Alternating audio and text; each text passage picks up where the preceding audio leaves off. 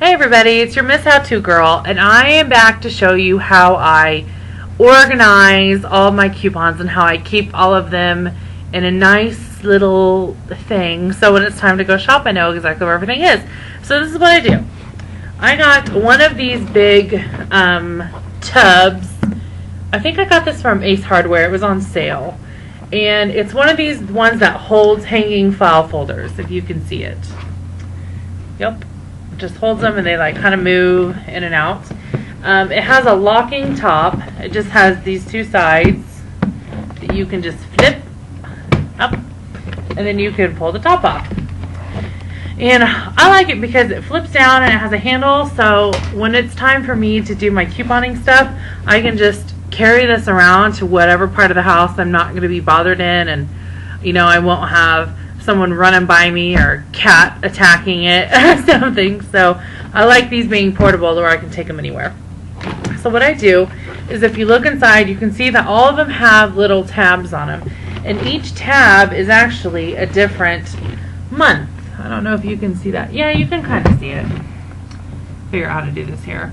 March, April, May, and then it just goes back June, July. I think I only went to August, which I probably need to extend pretty soon.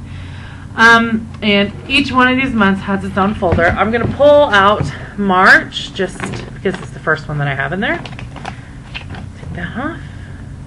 Okay, so this is the March folder. And what I do is I have manila folders in here, and they have the date of the Sunday that the paper came out. So the first Sunday of March was the 7th. The next one was the 14th. Next one, the 21st. And the next one, that's still 21st. Last one is the 28th. Now, you may notice that my folder looks a little weird. And I'll explain why. Because most filing folders that you have the little part up here that comes over. Well, I recycle these 3 times. It's kind of crazy, but when I first have it, I'll write the date up here on that little top part. I'll write the date. Then whenever that date is over, I will flip this. Put that out. I will flip it inside out, and then the tab will still be up here on the other side. I'll put the date then. When that's over, I will cut it all off even, and then I'll flip it back again, and I'll put the date there. So when I don't have any coupons left for this date, I'll flip it back, flip it over, and then I'll put the date right here. So actually, I guess I used them 4 times. So that's why these look a little bit different than all the other ones. But what I do is on the 7th, that was a Sunday, I take the Sunday paper, and all the coupon inserts that were in that Sunday paper will all go into this. I don't clip them, I don't do any of that stuff. They all go into this one day. And it's usually a Smart Source, a Red Plum, and sometimes you get a P&G. And they all just go into this one date. So that is how they all stay. They never come out of that date. They all stay in there. You might see some people that have like this huge system set up, or someone would have like huge scrapbook covers, or scrapbook books that they just have all their coupons in. That is too much time, it's too much energy, and if I don't have to cut it out, I'm not going to cut it out, because it honestly, it takes forever, and I'm not into that. This stuff needs to be as simple as possible for me to keep doing it. So I try to make it as simple as possible all the time. So what I do, and I'm going to pull out an apron one just to show you. Come here, little friend. Okay, so this was the 1st, the 11th was, or sorry, the 4th was the first day in April. So inside you will see that I kept, I don't know why that's in there. I kept inserts of the coupons that came. Actually, I remember this one. This was Easter, so all we got was PG inserts. We didn't get Smart Source or Red Plum. So they're all just in here. Now, whenever the list is printed out, the grocery game, the list that I go by, it will actually tell you what insert a coupon is in. So let's just say orange juice, for example. It has a 50-cent coupon in the 4-4 PG insert, and it brings the overall amount to 50 cents or something. So you have to go to the date 4-4 and take the PG insert out, and then you'll have to go through it and find the coupon and clip it.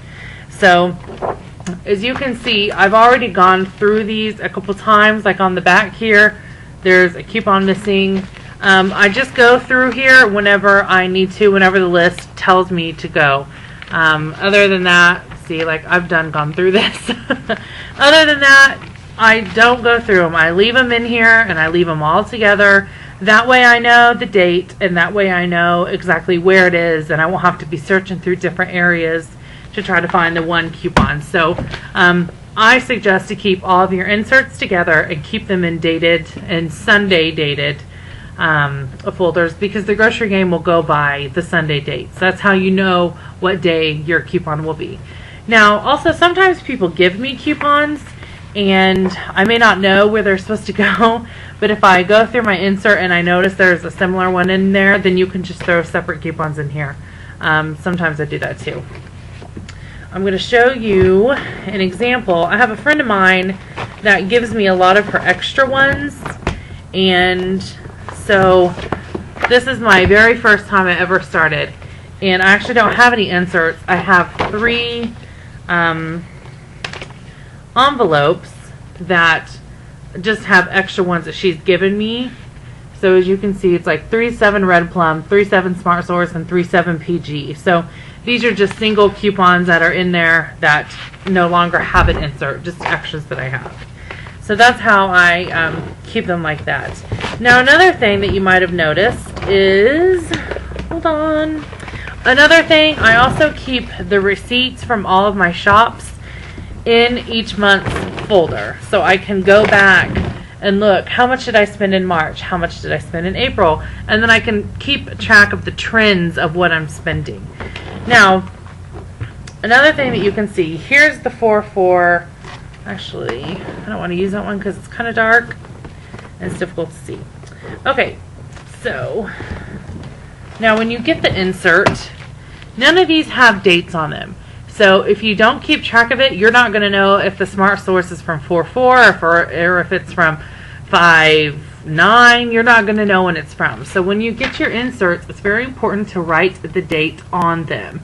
So for some reason, if this gets mixed or put in a different area, you'll know, oh, it's the 4-11 Smart Source. It needs to go back in my 4-11 file. Same with the Red Plum. Always write the date on the top. I just do it with a black magic marker just so you can keep track of which one, because again, when your list comes out, they're going to say go to the 4-11 Smart Source and cut out the coupon for whatever. So you need to know which Smart Source is 4-11. So always write it on here. Another tip, try to write it as close to the top that you can, but be mindful that if there is a coupon on this side and you cut it out, you might cut your date out. I have done that before. I cut the date out because there's a coupon on the opposite side. So kind of keep track of that, but this is probably the most helpful tip, is to always write your date on your inserts, because you really need to know which one they are. It's so much easier. Some people have their own way of doing it, and some of them just cut them all out when they get them, but it's so much easier and less time consuming if you don't do it like that. And plus, if you ever get annoyed or get tired of the couponing stage, which if you're saving a lot of money, I don't think you will, but if you ever do, it'll be so much easier knowing that you don't have to go through them all and look for all of them and keep a list of what you have. And don't do that. It's too much. Just keep it simple, right?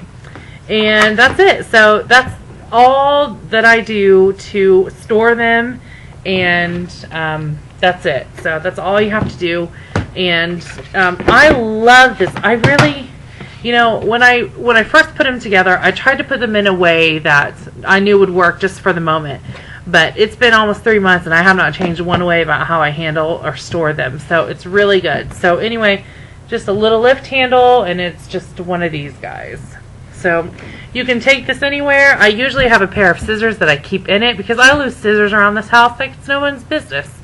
So I usually keep a pair of scissors in there so I can just go around the house, cut, clip, do whatever I need to do, and that's that. So I hope you guys like this. If you have any questions or comments about what you do, or if you have any questions for me, just comment it below, and I'll see you in the next video. Bye.